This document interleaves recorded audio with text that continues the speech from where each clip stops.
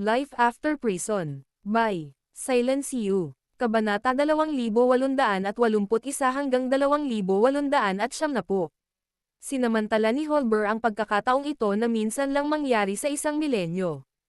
Iwinasiwas niya ang mahabang sibat sa kanyang kamay, at ang protective divine weapon ay agad na nagliwanag ng napakaliwanag na parang nakasisilaw na bagong buwan.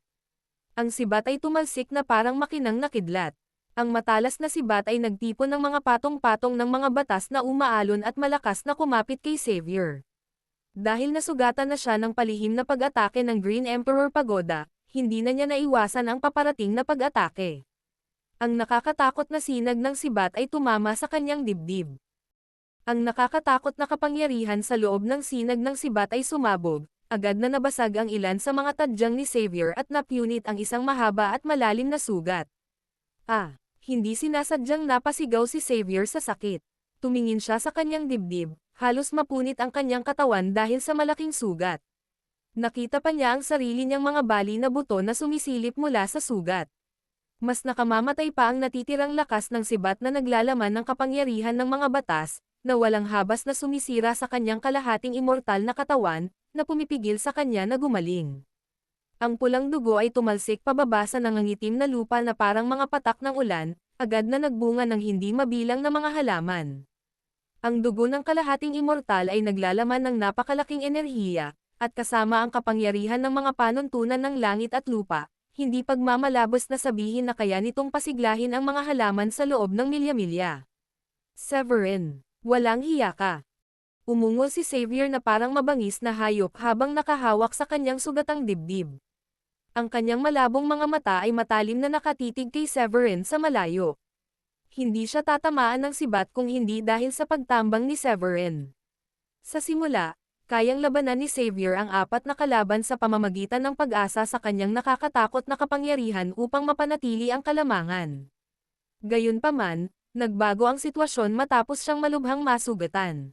Bagamat ang kapangyarihan ni Xavier ay umabot na sa limitasyon ng kalahating immortalidad, at isang hakbang pa ay gagawin siyang isang tunay na immortal, kahit ang pinakamalakas na kalahating immortal ay mayroon pa ring mga limitasyon. Alam ni Xavier na hindi niya may pagpapatuloy ang laban, kung magpapatuloy siya sa pakikipaglaban sa mga kalahating immortal na elder, lalo siyang malalagay sa kawalan sa paglipas ng panahon. Bukod dito, may tunay na posibilidad na mapapagod hanggang sa mamatay sa mga old devil na ito gamit ang attrition warfare. Paano hindi makakaramdam ng puot si Xavier kay Severin sa ganitong sitwasyon?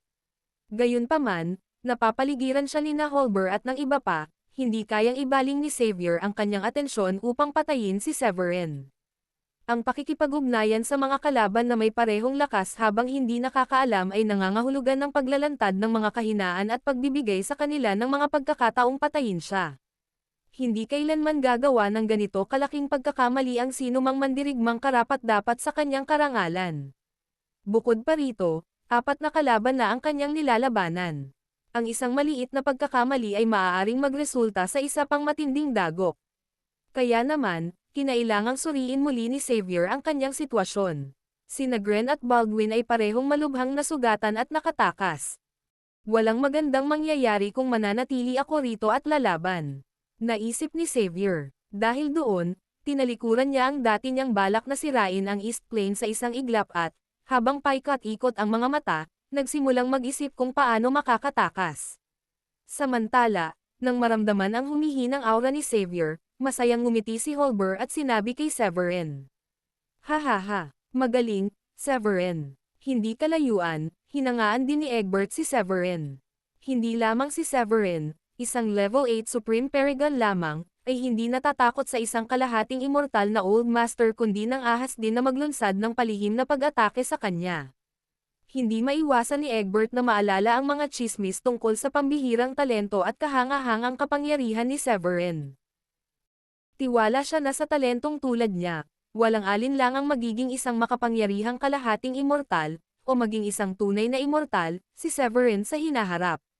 Dahil dito, mabilis na naiparating ni Egbert ang kanyang mga iniisip kay Severin sa pamamagitan ng banal na sentido, na sinasabing, Severin, bibiktimahin natin ang halimaw na ito.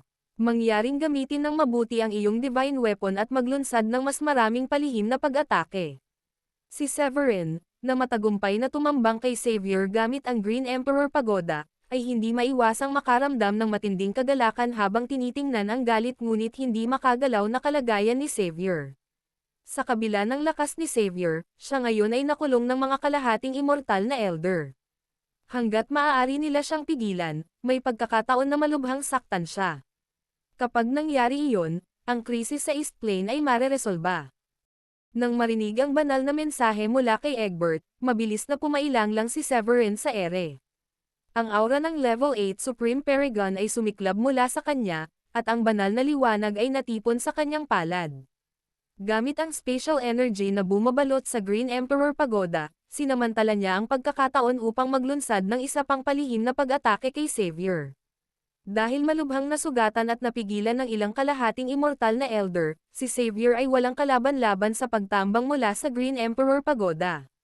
Muli, siya ay tinamaan ng divine weapon, na halos gawing madugong gulo ang kanyang matatag na kalahating immortal na katawan.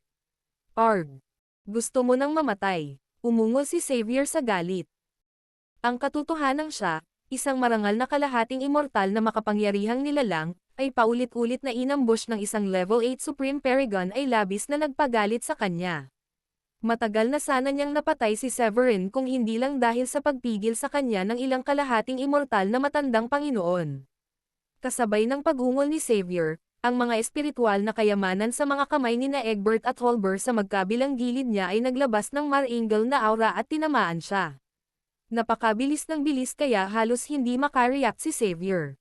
Si Xavier, na malubhang nasugatan muli, ay malapit nang sumabog sa galit. Naputol ang isa sa kanyang mga braso, nabasag ang kanyang tadyang, at nawasak ang kanyang dibdib. Nandilim ang kanyang mukha habang pinapanood niya sina Holber at ang iba pa na unti-unting nakakakuha ng kalamangan. Alam niya na kung hindi siya aalis noon, malamang na maranasan niya ang parehong kapalaran ni Baldwin at ng iba pa. Sinulyapan niya si Severin nang may hindi nakatagong puot, ang kanyang mga mata ay kumikislap na may matinding hanggaring pumatay. Maaaring nilamon na ni Xavier ang mga kalahating immortal na nilalang na ito kung hindi lang dahil sa paulit-ulit na pagsabotahe ni Severin sa kanyang mga plano. Paanong hindi makakaramdam ng puot si Xavier kay Severin habang pinapanood niya ang landas nito patungo sa immortalidad na unti-unting nawawala sa harap ng kanyang mga mata. Sa huli, pinili niyang pansamantalang umatras. Binalot ang kanyang katawan ng walang hanggang demonyong enerhiya, at agad siyang naglaho sa kawalan. Nang hindi na maramdaman ng iba ang presensya ni Xavier, saka lamang hamupa ang tensyonadong kapaligiran sa parang. Bumaba mula sa langit, lumapit si Holber kay Severin nang may nasisiyahan na ekspresyon. Severin, tunay kang natutugunan ang iyong tungkulin bilang isang disipulo ng Grandi Uno Sacred Land. Kung wala ang iyong pakikialam, hindi sana naging madali para sa amin na palayasin si Xavier. Sumusunod ng malapit sa likuran, hinaplos ni Egbert ang kanyang balbas at pinuri. Severin, dalawin mo ako kapag may oras ka. Natutuwa ako kung paano mo nagagawang saktan ng husto si Gren gayong isa ka pa lamang Level 7 Supreme Paragon. Namangha ang lahat ng mga elder at pinuri si Severin. Nasaksihan nila ang buong proseso ng labanan ni Severin kina Baldwin at Gren. Ang malubhang pananakit kay Gren, na nagtataglay ng kalahating immortal na kapangyarihan, habang isa pa ring Level 7 Supreme Paragon, ay hindi pa naririnig sa buong Blue Realm. Hindi pa kasama rito ang pananambang ni Severin kay Xavier na nagpagulo sa sitwasyon, na siyang dahilan kung bakit natalo at umatras si Xavier. Nanatiling mahinhin si Severin sa ilalim ng papuri ng kalahating immortal na mga elder. Ikinumpas niya ang kanyang kamay at sinabing, "Hindi ako mangangahas na angkinan ang karangalan. Hindi lamang ang mga demonyo ang nanloob at pumatay sa kanilang daan sa East Plain, kundi humantong din ito sa pagkamatay ng ilang kalahating immortal, na tunay na kasuklam-suklam." Nang marinig ito, lalong nagustuhan ni Egbert si Severin. Nakita niya itong lalong balanse, hindi mapagkumbaba o mayabang, na may natatanging talento. Ang isang Level 8 Supreme Paragon na may kakayahang talunin ang mga kalahating immortal ay maaaring hamanin ang mga tunay na immortal sa hinaharap. Samantala, mula sa malayo, Ang mga mata ni Algernon ay napuno ng inggit habang pinapanood niya si Severin na masayang nakikipag-usap sa mga kalahating immortal na elder.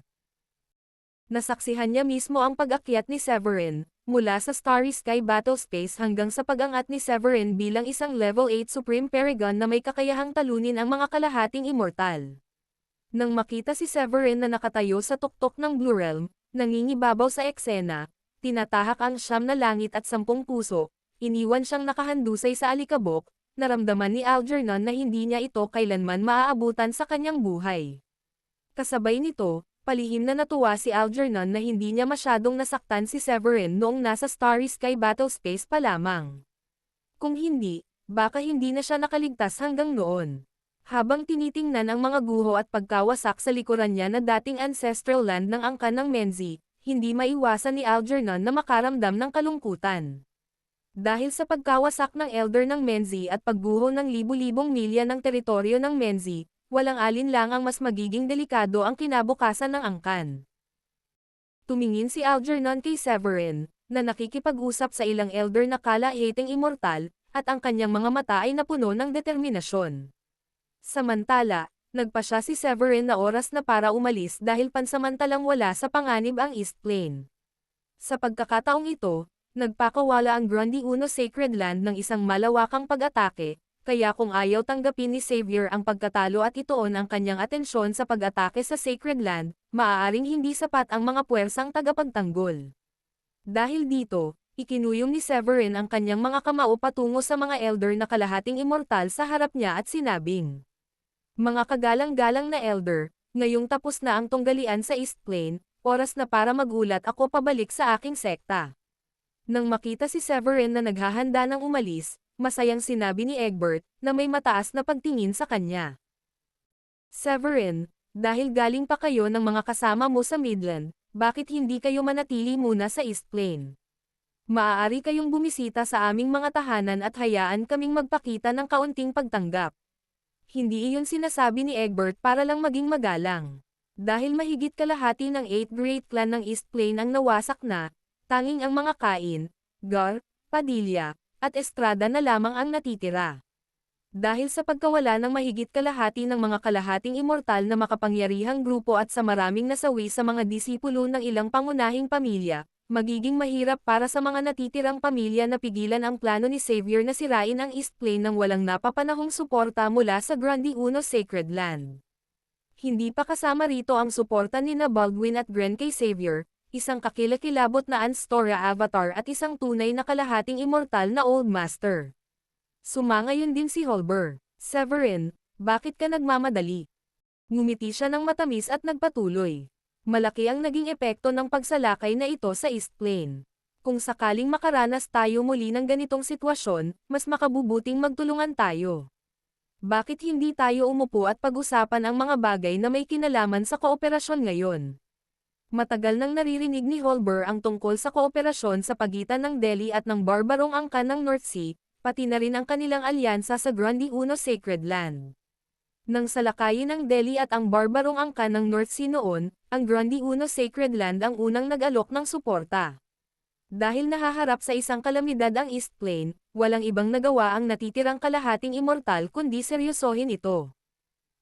Ang pinakamalaking kinatatakutan ni Egbert ay ang muling pagsalakay ni Xavier pagkatapos umalis ni na Severin at ng kanyang mga kasama. Kaya, kung makakapagtatag sila ng alyansa sa Grundy Uno Sacred Land, magbibigay ito ng suporta kung sakaling muling sumalakay si Xavier sa hinaharap. Natural na naunawaan ni Severin ang mga implikasyon sa likod ng mga salita ni na Holber at Egbert. Matapos mag-isip sandali, tumango siya at sinabing, "Kung ganoon, mananatili ako." Ngumiti si Egbert. Alam niya na kung mananatili si Severin, may malaking pagkakataon na makipagtulungan sila. Agad na iminungkahi ni Egbert, "Kung gayon, pumunta tayo sa aking tahanan. Sumunod kayong lahat sa akin." Dahil dyan, mabilis na pumailang lang sa ere ang mga kalahating immortal, at naglaho na parang mga guhit ng liwanag. Walang nagawa sina Carson, Wallet, at ang iba pa sa summon airship kundi sumunod. Sa kabilang panig, ang pinuno ng angkan ng Burke, ang pinuno ng angkan ng Menzi, at ang pinuno ng angkan ng Haynes, kasama ang kanilang mga disipulo, ay lumipad din sa ere, kasunod ang mga ito. Matapos lumipad ng libu-libong milya, natuon ang tingin ni Severin sa isang kahanga-hanga at maunlad na lungsod. Sa pamamagitan ng paliwanag ni Egbert, nalaman ng grupo na ang lungsod na ito ay ang ancestral land ng angkan ng Kain. Pagdaan sa pormasayon na nakapaligid sa lungsod, pumasok sila sa tahanan ni Egbert sa isang malaking prosesyon. Agad na nagdala ng tsaa ang mga tagapaglingkod pagkaupo nila sa pangunahing bulwagan. Hawak ni Severin ang mabangong espiritual na tsaa, inilibot ang kanyang tingin sa buong bulwagan. Nakita niya ang mga kinatawan mula sa angkan ng Menzi, ang angkan ng Burke, at iba pa na nawalan ng mga kalahating immortal na elder dahil sa mga pag-atake ni Xavier. Tumikim siya at sinabing, "Mga kaibigan, dumating ang mga demonyo ng may matinding lakas sa pagkakataong ito, at si Baldwin talaga ang avatar ng Anstora. Sa pamamagitan lamang ng pagkakaisa magkakaroon tayo ng lakas upang protektahan ang ating mga sarili." Si Egbert, na nakaupo sa yulunan ng mesa, ang unang sumang-ayon. Inilapag niya ang kanyang tasa ng tsaa at mariing tumayo. Iyon mismo ang sa tingin ko. Sa pamamagitan lamang ng pagtutulungan natin maiiwasan ang isa-isang pagsalakay ni Xavier nang natitira sa atin. Tumango si Holber mula sa kanyang upuan sa malapit, habang si Alaric, ang kalahating immortal na elder ng mga estrada, ay tila nag-iisip. Ipinahayag din ng matandang amo ng angkan ng mga padilya ang kanyang pagsang-ayon. Nang makitang sumasang-ayon ang apat na kalahating immortal, napangiti si Severin. Magsasalita na sana siyang muli nang tumayo si Coogan, ang pinuno ng angkan ng Burke. Ikinuyom niya muna ang kanyang mga kamao at yumuko ng may paggalang bago matatag na nagsalita. Sumasang-ayon ang angkan ng Burke. Mabilis na tumayo ang pinuno ng angkan ng Menzi at umalangaw-ngaw. Pumapayag din ang angkan ng Menzi na makipagtulungan. Kasunod ng pahayag ng angkan ng Menzi, nagpahayag din ng kanilang suporta ang mga matatanda mula sa mga Gar at Haynes. Dahil walang nakikitang pagtutol, nakaramdam si Severin ng matinding kagalakan. Sa pakikipagtulungan ng mga angkan na ito, kahit na makalusot ang Anstore sa pagharang, magkakampi sila, at pipigilan ang kanilang sarili na madakip isa-isa. Hindi kalayuan, mabilis na kinuha ni Coogan ang isang kahon ng jade mula sa kanyang bulsa.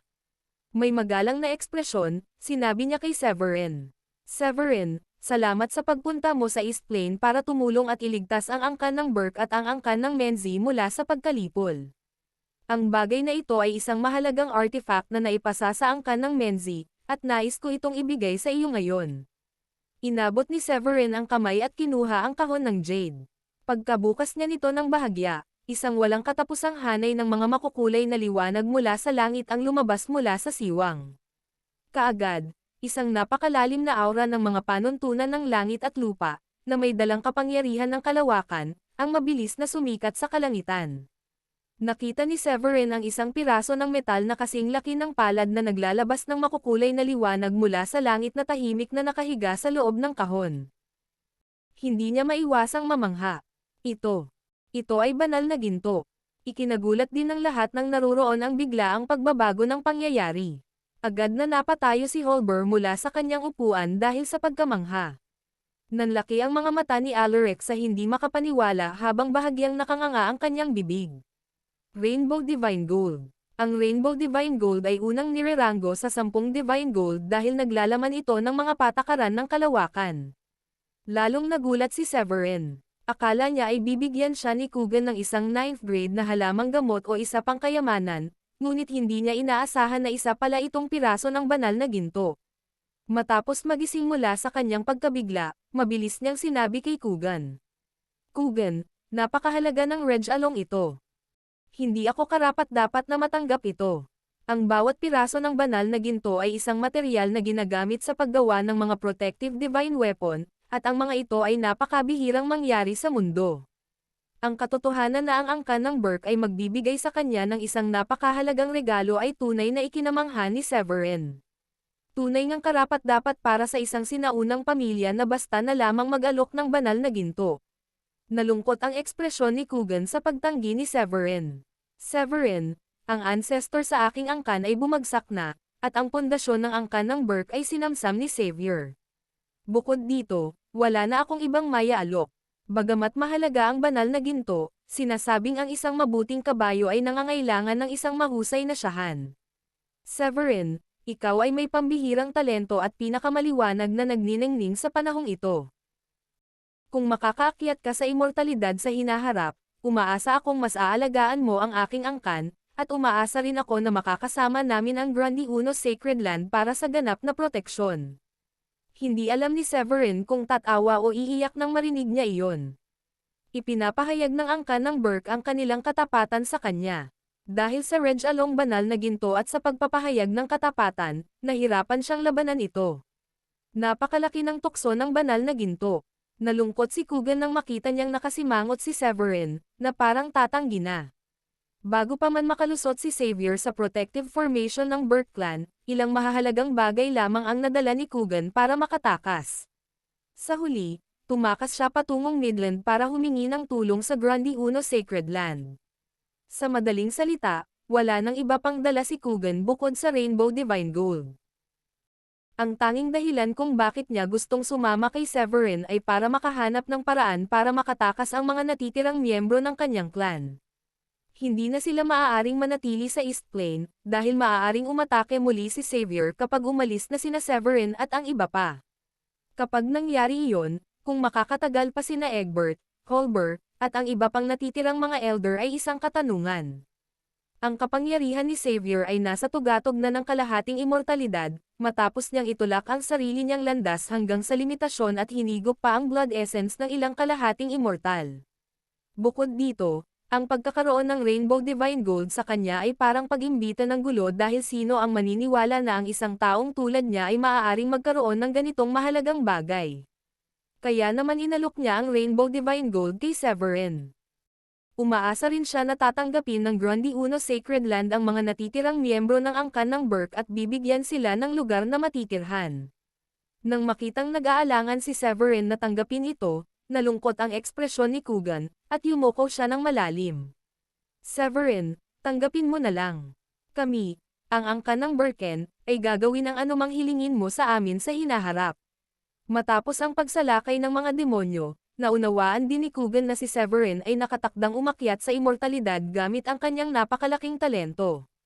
Pagkatapos ay magagawa niyang mangibabaw sa kalangitan at pukawin ang mundo. Kaya, dapat niyang samantalahin ang pagkakataong ito upang makipag-alyansa sa kanya.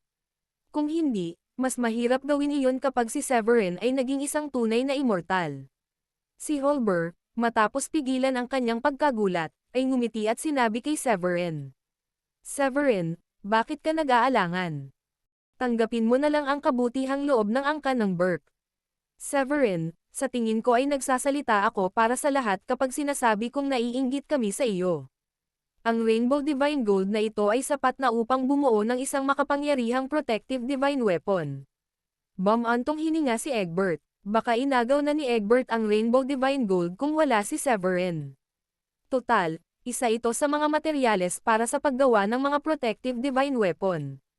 Bahagyang ngumiti si Severin. Kung ganoon, buong pagpapakumbaba kong tatanggapin.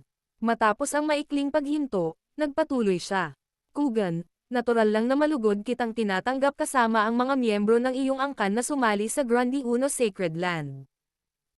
Dahil balmagsak ang kalahating immortal na elder ng angkan ng Burke at maraming elder ng Supreme Paragon ang namatay sa labanan, tanging si Coogan, isang level 9 Supreme Paragon, at mga 10 Royal Paragon na lamang ang natira. Ang pagsali ng mga individual na ito sa Sacred Land ay pansamantalang magpapalakas sa puwersa ng Grandi Uno Sacred Land, na isang malaking benepisyo. Kaya naman, agad na sumang-ayon si Severin. Naramdaman ni Coogan ang isang malaking bigat na natanggal sa kanyang balikat nang sa wakas ay tanggapin ni Severin ang Rainbow Divine Gold. Sa proteksyon ng Grandi Uno Sacred Land, hindi na kailangang tiisin ng angkan ng Burke ang paghihirap ng pananatili sa East Plain. Nang makita ito, agad na sumugod si Hepman, ikinuyom ang kanyang kamao bilang pagsaludo kay Severin, at bumulalas. Severin, salamat sa pagliligtas sa angkan ng Menzi. May regalo rin ako para sa iyo. Kumuha siya ng isang maliit na puting bote ng porselana at tinanggal ang selyo sa bote. Agad na sumikat ang walang katapusang berdeng liwanag sa kalangitan, kasabay ng isang makapangyarihang kapangyarihan ng mga batas na bumubuhos mula sa bote. Pagkatapos, isang tabletang kasing laki ng hinlalaki, na nababalot ng makulay na liwanag, na naglalaman ng mga piraso ng kataas-taasang batas, ay dahan-daang lumutang palabas. Agad na nakilala ni Holber ang tableta at napasigaw. Isa iyan sa 9th grade Enlightenment Pill. Ang pagbubunyag na ito ay agad na nagdulot ng kaguluhan sa bulwagan, na pumukaw ng kaguluhan. Maging si Kugan, nakakabigay lang ng Rainbow Divine Gold, ay lumingon upang tingnan ang tableta ng may pag-iisip. Hindi mababa ang halaga ng Enlightenment Pill na ito para sa ika-9 na baitang. Labis na nagulat si Severin. Patuloy na gumaganda ang mga regalo mula sa mga pangunahing pamilya. Ang Enlightenment Pill, gaya ng ipinahihiwatig ng pangalan, ay isang uri ng Pildores para sa kaliwanagan. Makakatulong ito sa mga cultivator na maunawaan ang mga panuntunan ng langit at lupa at pinuhin ang kanilang sariling mga landas. Karaniwan, hindi kakailanganin ng mga cultivator ang ganitong uri ng Pildores pagkatapos maabot ang antas ng Supreme Paragon. Pinino na ng isang Supreme Paragon ang sarili nitong landas, at dahil dito ay may matibay na pag-unawa sa katotohanan ng martial arts. Kaya, ang isang ordinaryong Enlightenment Pill ay walang silbi sa isang Supreme Paragon. Gayunpaman, ang isang 9th grade Enlightenment Pill ay ibang kwento, walang alinlangan na isa itong pangunahing kayamanan. Ang isang 9th grade Enlightenment Pill ay pinino mula sa ilang mga extinct na top-grade herbs mula noong sinaunang panahon, kasama ang pinaka-nangungunang 9th grade Alchemist Grandmaster sa mga batas ng paglikha. Kaya, maaari itong maglabas ng malaking epekto sa mga Supreme Paragon. Sa katunayan, ang isang 9th grade Enlightenment Pill ay maihahambing sa banal na ginto. Hindi inaasahan ni Severin na handang bigyan siya ni Hepman ng ganoong kaalagang kayamanan. Pinigilan niya ang kanyang pagkagulat at tumangala kay Hepman. Hepman, bakit mo ginagawa ito? Huminga ng malalim si Hepman at nagpaliwanag. Severin, ang ating nakatatanda ay bumagsak at ang ating ancestral land ay nawasak ng halos 10,000 milya. Wala na tayong ibang matutuluyan sa East Plain, kaya nais naming sumama sa iyo sa Grundy Uno Sacred Land. Sa ganoong paraan, mapapanatili rin natin ang ating lahi. Natural na labis na natuwa si Severin nang marinig iyon. Ang mga pagkalugi ng angkan ng Menzi ay hindi mas mababa kaysa sa mga pagkalugi ng angkan ng Burke. Ang angkan ng Menzi ay mayroon na lamang isang Supreme Paragon at mga 12 Royal Paragon na natitira. Makakamit din nila ang malalaking tagumpay sa hinaharap kung ang mga natitirang miyembro ng angkan ng Menzi na ito ay sasali sa Grundy Uno Sacred Land. Dahil dito, nagpasya si Severin na tanggapin ang alok ni Hepman. Dahil tinanggap na niya ang Rainbow Divine Gold ni Kugan kanina, nagpasya rin siyang tanggapin ang 9th grade Enlightenment Pill. Matapos ikumpas ang kanyang kamay upang kunin ang 9th grade Enlightenment Pill sa kanyang supot, ngumiti siya ng mabait at sinabing, "Kung ganoon, ikaw at ang mga miyembro ng iyong angkan ay maaaring bumalik sa Midland kasama ko mamaya." Agad na kumalma si Hepman, at yumuko siya habang nakakuyom ang mga kamao sa harap niya bilang pasasalamat. Dahil pinayagan ang angkan ng Burke at ang angkan ng Menzi na maghanap ng kanlungan sa Grundy Uno Sacred Land, hindi maiwasan ang kalapit na angkan ng Haynes na mainggit sa kanila. Gayunpaman, mas kaunti ang pinsalang natamo ng kanilang mga pamilya, at nag-aatubili silang pumunta sa Midland at mapailalim sa kontrol ng iba. Si Severin, na nakaupo sa mataas na plataporma, ay natural na naunawaan ang iniisip ng angkan ng Haynes, kaya hindi na niya iginiit. Ang paglalakbay na ito sa East Plain ay isa ng hindi inaasahang kasiyahan sa pagkakaroon ng Rainbow Divine Gold at 9th grade Enlightenment Pill, biro ni Holber. Severin, binabati kita. Kahit kaming mga elder ay naiinggit sa Rainbow Divine Gold at sa 9th grade Enlightenment Pill. Labis din ang inggit at selos ng mga elder ng angkan ng Gars at Cain. Malamang ay mag-aaway sila tungkol sa mga regalo kung hindi lang dahil sa kanilang pagsasaalang-alang sa lakas ni Severin at sa suporta ni Adrian Blake sa likuran niya. Pagkatapos magbiro, naging seryoso ang ekspresyon ni Holber. Itinaas niya ang kanyang tasa ng tsaa at mariing sinabi, "Severin, alagaan mong mabuti ang angkan ng Burke at ang angkan ng Menzi, at huwag mong kalimutan ang ating alyansa. Kung sakaling malagay sa alanganin ang Midland, tiyak na kaming apat ay lalapit para sumuporta sa iyo." Tumango si Egbert. Natural lang, hindi tatanggi si Severin sa isang alyansa. Total, ang suporta ng 4 na kalahating immortal ay maaaring magbigay ng malaking tulong sa isang labanan. Ngayong dumating na ang sakuna, umaasa akong magtutulungan ang lahat upang malampasan ang mga paghihirap. Same time na sabi ni Severin. Tumango si Egbert bilang pagsang-ayon. Oo nga, matapos talakayin ang mga detalye ng pakikipag-alyansa sa mga kalahating immortal, nagpaalam si Severin bandang tanghali. Pinangunahan niya ang daan-daang tao mula sa Burke at Menzie upang sumakay sa summon airship at dumiretso pabalik sa Midland. Sa Midland, sa Grundy Uno Sacred Land. Ginabayan ni Severin ang summon airship sa isang dahan-daang paghinto sa itaas ng tarangkahan ng bundok. Matapos tapusin ang mga usapin ng alyansa at bumalik mula sa ancestral land ng angkan ng Kain patungong Midland, mukhang pagod siya mula sa paglalakbay. Nang maayos na may daong ang airship, lumingon si Severin kay Carson, na nakatayo sa tabi niya, at sinabing, "Pakidala po ninyo ang mga disipulo mula sa mga angkan ng Burke at Menzie habang ako'y pupunta sa pangunahing bulwagan para makausap ang pinuno ng sekta." Tumango si Carson. "Sige na, iwan mo na sa akin ang mga taong ito." Ang mga disipulo mula sa mga angkan ng Burke at Menzie ay nasa Paragon level, na katumbas ng katayuan ng isang piling disipulo sa sekta. Gayunpaman, simula nang malaman ni Severin ang tungkol sa mga pambihirang kakayahan ng Green Emperor Pagoda, iniutos niya ang pagbubukas ng maraming mundo ng kuweba, na nagresulta sa mabilis na pagtaas ng kanilang mga antas ng cultivation sa maraming disipulo. Ngayon, kahit ang pinakamababang ranggong mga panloob na disipulo ng 4 na pangunahing bundok ay nasa antas ng Paragon. Upang maging piling disipulo, kailangan nilang makamit ang Royal Paragon level. Ang mga pangunahing disipulo tulad nina Francis at Alan ay nasa antas na ngayon ng Level 5 Royal Paragon, at sa iba pang mga sekta, madali silang makakahawak ng mga posisyon na maihahambing sa mga pinuno ng sekta ng mas maliliit na sekta sa South Sky. Inalis ni Severin ang kanyang tingin at dahan-daang tumaas sa ibabaw ng isang puting ulap mula sa airship. Pinangunahan niya sina Hepman at Coogan diretso sa pangunahing bulwagan ng unang bundok, kung saan kakailanganin nilang ipaalam kay Amethyst ang tungkol sa mga kaganapan sa East Plain. Kasabay nito, kakailanganin ni Amethyst na ayusin ang mga posisyon para kina Coogan at Hepman. Di nagtagal, nakarating si Severin sa pangunahing bulwagan sa ibabaw ng kanyang puting ulap. Habang papalapit siya sa pinto, narinig niya ang boses ni Amethyst. "Severin, nalutas na ba ang problema sa East Plain?" Pumasok si Severin sa pangunahing bulwagan ng nakangiti, at ikinwento ang mga pangyayari. Kasabay nito, ipinakilala niya sina Coogan at Hepman kay Amethyst. Bahagyang nagbago ang ekspresyon ni Amethyst nang malaman niya ang tungkol sa maraming nasawi sa East Plain at ang pagkamatay ng 4 na kalahating immortal. Gayunpaman, isang pakiramdam ng ginhawa ang bumalot sa kanya nang marinig niyang ang natitirang malalaking pamilya sa East Plain ay nanatiling ligtas mula kay Xavier. Pagkatapos ay labis siyang natuwa nang malaman niyang ang mga angkan ng Menzie at Burke ay handang sumali sa sekta.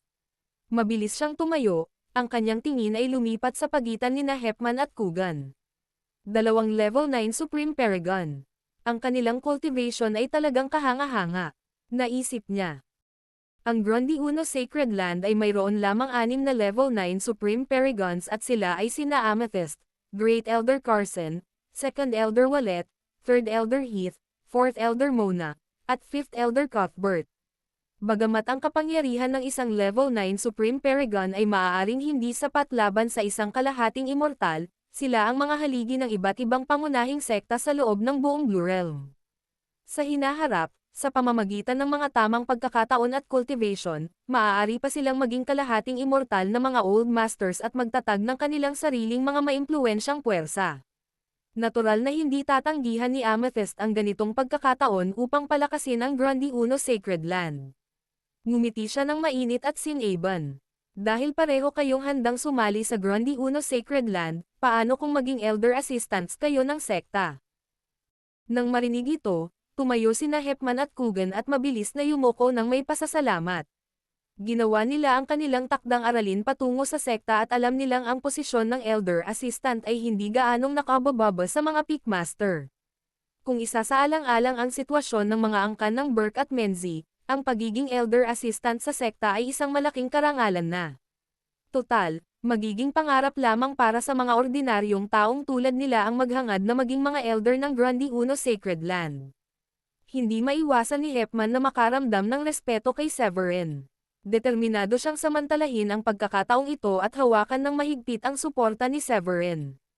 Matapos malutas ang mga bagay tungkol kina Hepman at Coogan, umalis si Severin at hinampas ang kawalan, bumalik ng mag-isa sa Enchanted Peak.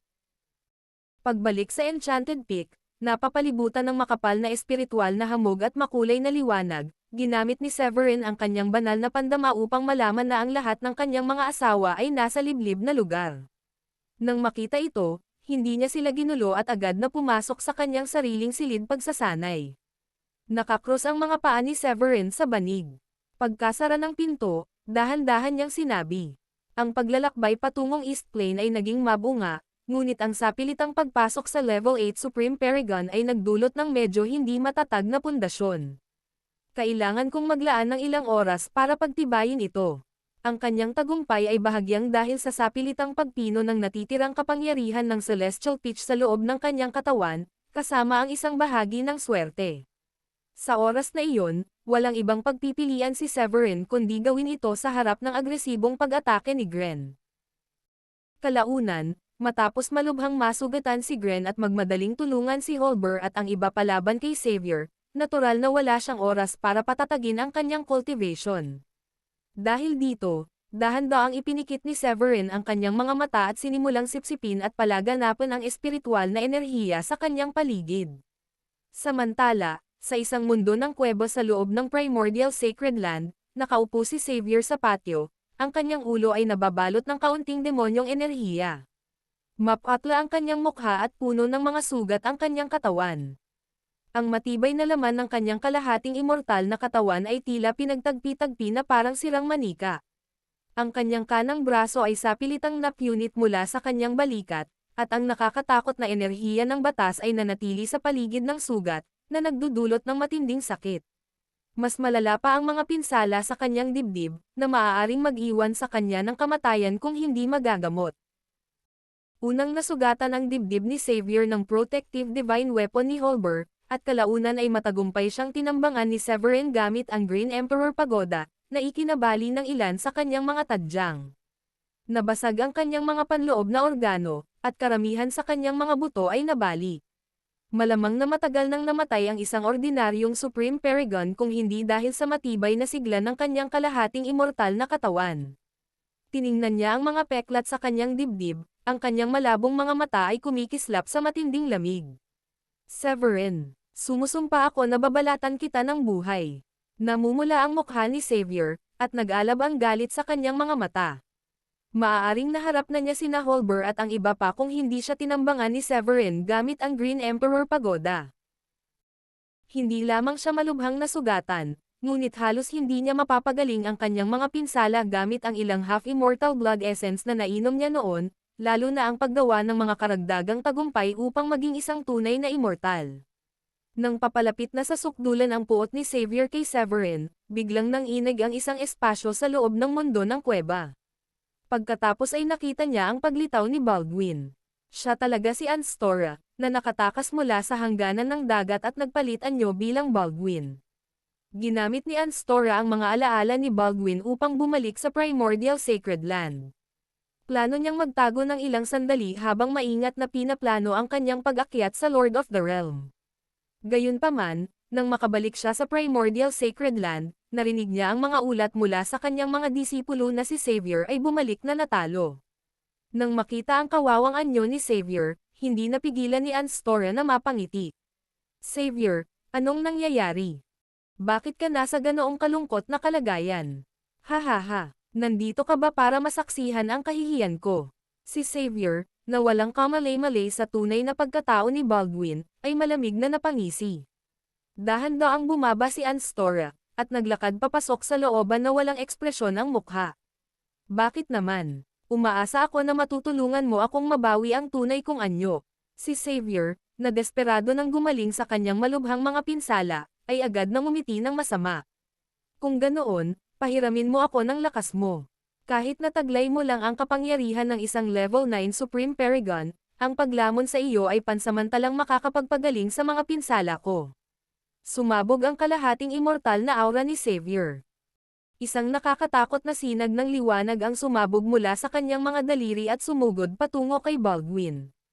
Gayunpaman, hindi nangyari ang nais ni Xavier. Kahit paano niya ginamit ang kanyang kapangyarihan, nanatiling hindi natinag si Baldwin sa harap niya. Imposible ito, bulalas ni Xavier, nang mapagtantong may mali. Hindi gumagalaw si Anstora na parang isang matandang puno na hindi matitinag, kahit ilang beses pa siyang salakayin ni Xavier. Kumikinang ang kanyang mga mata sa malamig na liwanag habang may ngisi sa kanyang mga labi. Hihihi. Walang imposible. Matapos makatakas mula sa hangganan ng dagat, pinag-iisipan ni Anstora kung paano ipoposisyon ang kanyang sarili upang makipagkompetensya para sa posisyon ng Lord of the Realm. Sa buong Blue Realm, kakaunti ang mga individual na tunay na nakakuha ng kanyang atensyon, kasama si Severin na isa sa iilan, salamat sa kanyang pag-aari ng Green Emperor Pagoda. Ang pagbabalik sa Primordial Sacred Land sa pagkakataong ito ay para lamang makita kung may magagamit si Xavier sa kanya. Total, si Xavier ay nasa tugatog ng kumpletong yugto ng kalahating immortalidad. Gayunpaman, pagdating sa mundo ng kuweba, labis na nadismaya si Anstora nang malaman na si Xavier ay nagkimkim ng mga rebeldeng intensyon mula pa sa simula. Bukod dito, inaatake siya ni Xavier noon din. Iniunat ni Anstora ang kanyang daliri at marahang tinapik ang kawalan, na naging dahilan upang magyelo ang nakapalibot na espasyo na parang mga alon ng tubig. Nanlaki ang mga mata ni Xavier sa takot. Sa kabila ng pagbuka ng kanyang bibig, natagpuan niya ang kanyang sarili na hindi makapagsalita ng kahit isang salita. Bibigyan sana kita ng pagkakataong maging isang tunay na immortal, pero hindi ko inaasahan na magiging ganito kapala kawalang utang loob. Paano mo naisip ang lumunin ako? Sabi ni Anstora. Itinutok niya ang kanyang kamay na hugis kuko kay Xavier, at habang hinahawakan niya ang hangin, isang di nakikitang puwersa ang agad na nagangat sa katawan ni Xavier sa ere. Nanlalaki ang mga mata dahil sa takot, nagsimulang magpumiglas si Xavier nang walang pakundangang. Gayunpaman, kahit anong ibuka niya ang kanyang bibig, walang kahit isang tunog na lumabas, na para bang natulala siya. Sa sandaling iyon lamang napagtanto ni Xavier na ang lalaking nasa harap niya ay hindi ang avatar ni Anstora, kundi ang kanyang tunay na anyo. Habang iniisip ito ni Xavier, lalong nanginig ang kanyang anit, na parang hindi mabilang na kuto ang gumagapang dito, na nagiging sanhi ng pananakit ng kanyang buong katawan. Ngumiti ang mga Anstora at marahang ipinitik ang kanyang daliri, na naging dahilan upang unti-unting bumalik sa normal ang nagyayelong espasyo sa kanilang paligid. Kasabay nito, bulalas ni Xavier sa nanginginig na boses. Ikaw si Anstora. Hindi ka naman kasing tanga ng inaakala ko, pero sayang at huli na ang lahat para ma-realize mo. Sumagot si Anstora nang may maamong ngiti, na tila ba isang palakaibigang tiyuhin sa kapitbahayan. Si Xavier ay tinamaan ng matinding takot na naging dahilan upang manginig siya ng husto nang makita niya ang ekspresyong iyon. Ang ekspresyon ng pagiging higit, na parang lahat ng bagay sa mundo ay nasa ilalim niya, ay pamilyar kay Xavier. Galit na galit siya sa sarili na halos masampal niya ang sarili, sa katunayan, nabalot ng ambisyon ang kanyang paghatol. Kasabay nito, napagtanto niya na ang mga panuntunan ng Celestial Demon na kanyang nilinang ay tiyak na may malalaking depekto, kung hindi ay hindi siya magiging ganap na walang kalaban-laban sa harap ni Anstora. Dahil madaling makibagay si Xavier, agad siyang lumuhad. Handa akong maglingkod sa iyo bilang isang tapat na tagasunod. Ang tanging nasa isip niya noon ay ang mabuhay. Gusto niyang pangalagaan ang kanyang buhay bago ang anumang bagay. Sa kasamaang palad, minamaliit ni Xavier ang kalupitan ni Anstora. Itinaas lamang ni Anstora ang kanyang kamay at bumuo ng malakoko na pagkakahawak gamit ang kanyang 5 daliri, at ang Solar Spirit ni Xavier ay agad na nabura. Ang kapangyarihan ng isang tunay na immortal, na sinusuportahan ng kapangyarihan ng langit at lupa, ay walang talo. Walang kalahating immortal ang may pagkakataong lumaban sa harap ng isang tunay na immortal. Matapos burahin ang Solar Spirit ni Xavier, bumalong si Anstora. Nagkataon lang na kailangan ko ng puppet sa tabi ko, at sapat na ang kumpletong katawan ng isang kalahating immortal.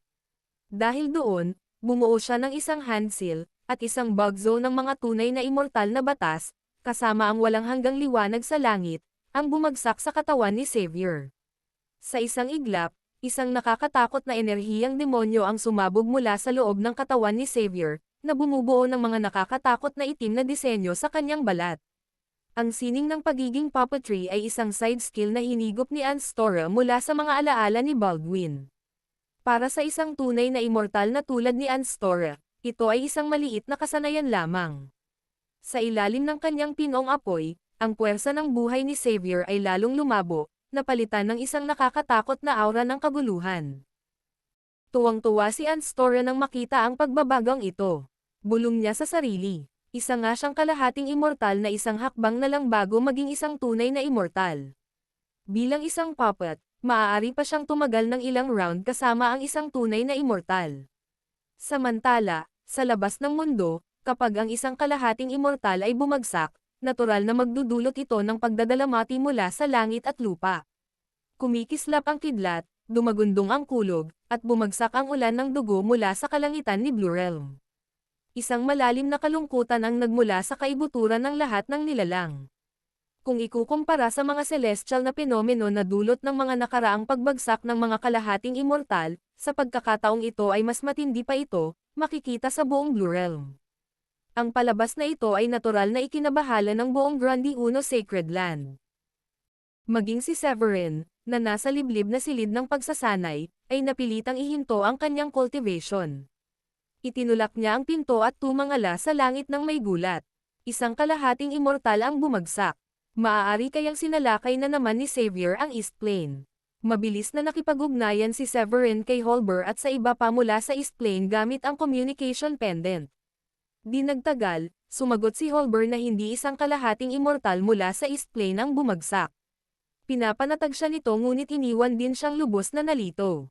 Kung hindi ito isang kalahating immortal mula sa East Plane, sino kaya ito? Nagtaka siya. Maaari kayang isa itong kalahating immortal mula sa Four Great Sacred Land ng Midland. Dahil sa kaisipang ito, at wala siyang pakialam sa pagpapatuloy ng kanyang pagsasanay, agad siyang tumakbo palabas at hinalughog ang kawalan hanggang sa marating niya ang pangunahing bulwagan ng sekta.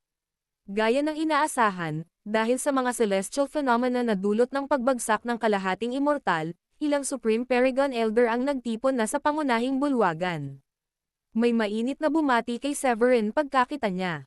Nakasimangot si Carson habang may hawak na tasa ng tsaa. Si Heath, nakakabalik lang mula sa North Sea, ay tila nagmumuni-muni. Bukod doon, sina Wallet, Mona, Cuthbert, pati na rin sina Hepman at Coogan, na kamakailan lamang ay sumali sa sekta, ay naroon. Pagkatapos umupo ni Severin, sinabi ni Amethyst, "Lahat, sigurado akong nasaksihan ninyong lahat ang kamakailang kababalaghan. Tila isa na namang kalahating immortal ang nakatagpo ng isang malas na kapalaran. Magulo talaga tong Xavier na to. Gumawa siya ng malaking gulo sa loob lang ng kalahating araw." Sabi ni Carson sa kanyang magar-algal na boses. Si Wallet, na naglalabas ng isang matalas na espada, ay dahan-daang nagsalita. "Dahil paulit-ulit na tayong inatake ng Primordial Sacred Land, kasama ang mga demonyo, bakit hindi tayo maglunsad ng kontra-atake?" Ang panukala ni Wallet ay pumukaw ng mainit na talakayan sa mga naruroon. Marami ang sumangayon sa kanyang pangangatwiran. Una, ang Wicked Tribe ay halos wala na, kasama ang kanilang dating kalahating immortal na si Horan na bumagsak, na sinundan ng pagkamatay ng pinuno ng sekta na si Seren. Ngayon, iilan na lamang ang natitirang mga walang kwentang cultivator. Kung tungkol naman sa Yellow Ghost Tribe, si Gren ay malubhang nasugatan ni Severin sa East Plane, at ang pinuno ng kanilang sekta ay napatay. Ang kanilang lakas ay malayo na sa dati. Ang paglulunsad ng kontra-atake laban sa dalawang pangkat ng demonyong ito ay maaaring magbunga ng malaking mapagkukunan, na magpapagaan sa mabagal na pag-unlad ng paglilinang ng mga disipulo. Pagkatapos ng maikling sandali ng pagmumuni-muni, ipinahayag ni Severin ang kanyang pagsang-ayon. Tama si Wallet, masyadong malapit ang Primordial Sacred Land para sa komportableng buhay, lalo na't aktibo pa si Xavier. Pinakamabuting harapin muna natin ang mga demonyo. Hindi lang ito magbibigay daan sa atin na umani ng mga benepisyo kundi mababawasan din ito ang panganib na maatik mula sa lahat ng panig. Tumayo si Hepman, ang mukha ay puno ng intensyong pumatay.